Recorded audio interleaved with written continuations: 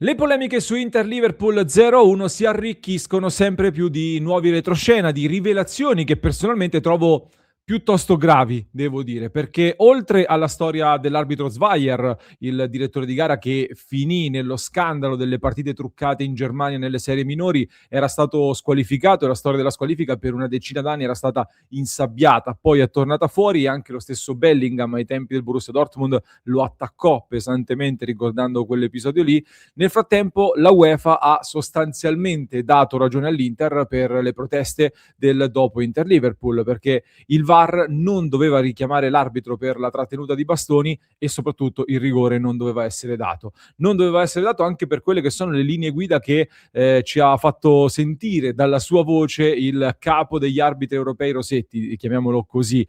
Festival dello Sport, della Gazzetta dello Sport, c'è un video che sta girando molto in queste ore, ringrazio il nostro Cesc dal club di Passione Inter che me lo ha inoltrato. Rossetti in questo evento, e questo è il video pubblicato dall'ex arbitro calvarese, parla anche del discorso delle trattenute e dice anche l'intervento su una trattenuta deve presentare una certa evidenza, anche una spinta a due mani. Parliamo di consistency, l'applicazione delle regole consistenti nell'arco della partita e delle competizioni, quindi non basta la semplice trattenuta per decretare un calcio di rigore, deve avere una certa consistenza e deve essere sensato. Questo è quello che ci dice il capo degli arbitri, quindi quello che alcuni di voi mi stanno scrivendo è però Bastoni è ingenuo, la trattenuta in Europa è sempre punita, con tutto rispetto è una sonora cazzata. Tant'è che vi porto anche un ulteriore dettaglio che secondo me in pochissimi hanno visto e così vi smonto ulteriormente questa cosa. Allora, oltre al fatto che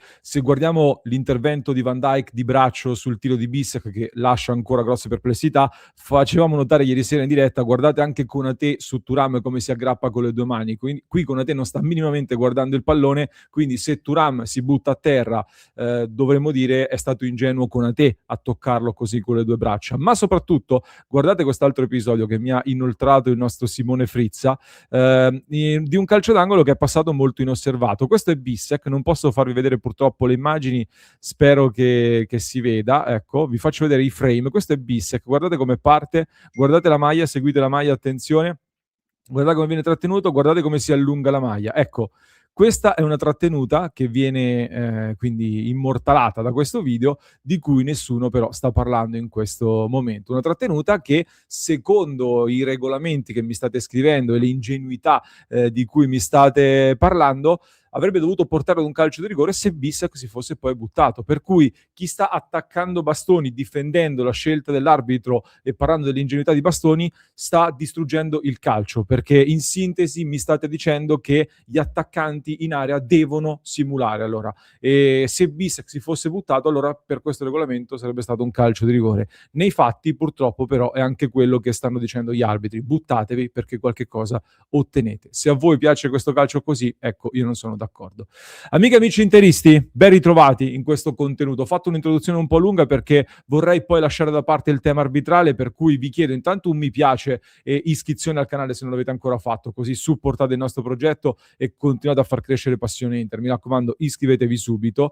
E oggi la chiudiamo questa discussione sull'arbitro di Inter-Liverpool perché era doveroso aggiornarvi anche su queste novità che stanno emergendo e soprattutto non far passare inosservato un errore grave che in troppi secondo me stanno sottovalutando, perché anche l'anno scorso lo scudetto, nei fatti per lo scudetto è stato decisivo anche l'errore su Ndika Bissek, l'episodio nella partita contro la Roma, ed è stato veramente pesante quello. Oggi questo furto contro il Liverpool costa una sconfitta, dove diciamo l'Inter sicuramente non ha fatto molto di più del Liverpool per vincere la partita, e quello l'abbiamo analizzato a lungo in un contenuto di mezz'ora ieri, però era uno 0-0 che diventa 0-1, che fa crollare del 28% le probabilità dell'Inter di arrivare tra le prime 8 in Champions League, secondo i vari algoritmi che si occupano di queste previsioni. E tra l'altro l'Inter al momento resta ancora tra le prime 8, per cui se l'Inter fa il suo dovere e le vince entrambe nel finale di questa Champions League, resta ovviamente tra le prime 8. Però per la prima volta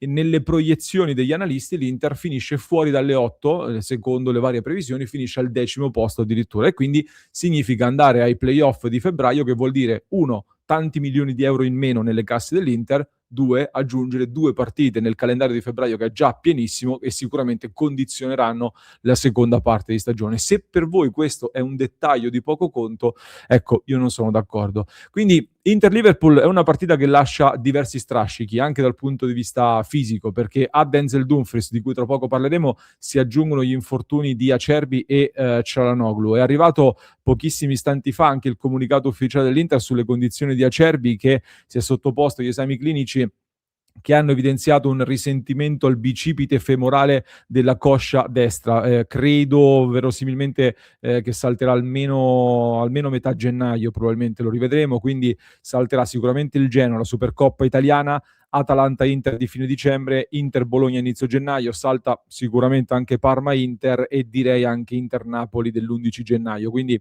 obiettivo potrebbe essere tra Inter-Lecce, Udinese-Inter o addirittura Inter-Arsenal del 20 gennaio. È uno stop abbastanza lungo, meno grave invece l'infortunio di Hakan Çalhanoğlu, lo sapevamo già, non dovrebbe nemmeno sottoporsi a degli esami, vediamo, salta immagino il Genoa domenica anche a livello precauzionale, vediamo se ce la fa per la Supercoppa italiana, il 19, se non vado errato, contro il Bologna, fammi ricontrollare, sì, il 19 contro il Bologna e l'eventuale finale di Supercoppa il 22 lunedì sera. Come dicevo però, anche in diretta ieri sera ne stavamo parlando anche nel club di Passione Inter, dove c'è una bella discussione in queste ore. Tra l'altro vi invito qui sopra, il QR code, eccolo, per entrare a far parte della nostra grande community. Trovate anche il link in descrizione per entrare nel club. Gli infortuni potrebbero essere anche un'opportunità per veder nascere una nuova Inter. Che cosa intendo? Perché non so che ne pensate voi, ma per me Bissek e Zielinski sono entrati molto bene, sono entrati in maniera ottimale contro il Liverpool. Bissek innanzitutto ha avuto per me 2 effetti molto importanti. Il primo è che ha ridato vivacità sulla fascia destra, dove senza Dumfries, lo diciamo da tempo, l'Inter sta andando con un cilindro in meno in fase offensiva. Seconda cosa, ha riportato Akanji al centro, dove secondo me può evolvere anche in ottica futura. E il terzetto Bissek, Bastoni, Akanji, Bissek, Akanji, Bastoni, ecco, può davvero essere anche la nostra difesa del prossimo futuro. Zielinski invece in questo momento sta crescendo sempre di più, sta mettendo anche la freccia, secondo me, per il sorpasso su Mkhitaryan che dà più equilibrio, mentre Zielinski aggiunge quella qualità negli ultimi 30 metri e quei gol di cui l'Inter ha troppo bisogno. E Chivu ha bisogno di un uomo con letture di qualità a ridosso dell'area di rigore. Quindi questi infortuni potrebbero aver dato a Chivu anche l'ultima spinta, diciamo così, per buttarsi con delle scelte più coraggiose verso una nuova direzione, verso una nuova Inter. Poi mancherà forse la scelta anche sul portiere, ma questo è un altro discorso. Dicevo di Dumfries, per andare poi verso la conclusione. Stanno girando varie notizie su di lui. Intanto, per quanto riguarda l'infortunio, continua a far male la caviglia e slitta ulteriormente il rientro, probabilmente all'inizio del 2026 anche lui. In molti stanno scrivendo che nel frattempo ha cambiato di nuovo agente, sta praticamente cambiando un agente ogni 6 mesi o giù di lì. Considerando che ha rinnovato da poco il contratto con l'Inter, questo cambio di procuratore fa pensare che stia cercando qualche modo per lasciare l'Inter, nel senso che cambiare procuratore, ecco, dopo aver rinnovato il contratto, ti fa pensare ad una situazione che ancora non ti soddisfa appieno. Ne ho parlato allora con il mio collega Raffaele Amato, che è molto informato su questa vicenda, ma non soltanto, e Raffaele mi diceva che Ali Barat, che sarebbe il nuovo procuratore, ecco, secondo quello che ha raccolto, non è proprio il nuovo vero e proprio procuratore, perché resta sempre il padre di Dumfries a comandare, tra virgolette.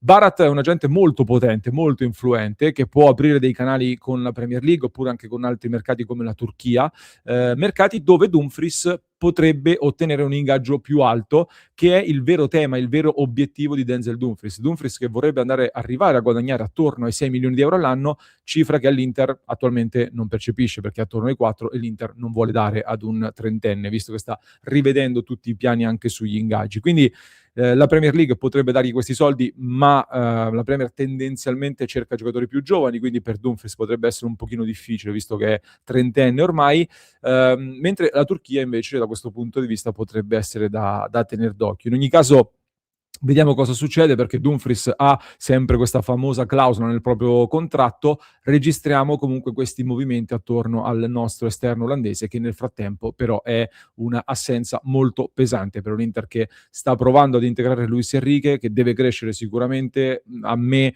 l'opzione di Diouf a destra sembra sempre più un'opzione emergenziale e da relegare ad alcune situazioni specifiche. Aspettiamo il rientro di Darmian per avere un'alternativa, però ecco, l'Inter sulle fasce, a differenza di quello che dice Ausilio, forse qualcosa dovrà fare nel mercato di gennaio e ci dovrà ragionare.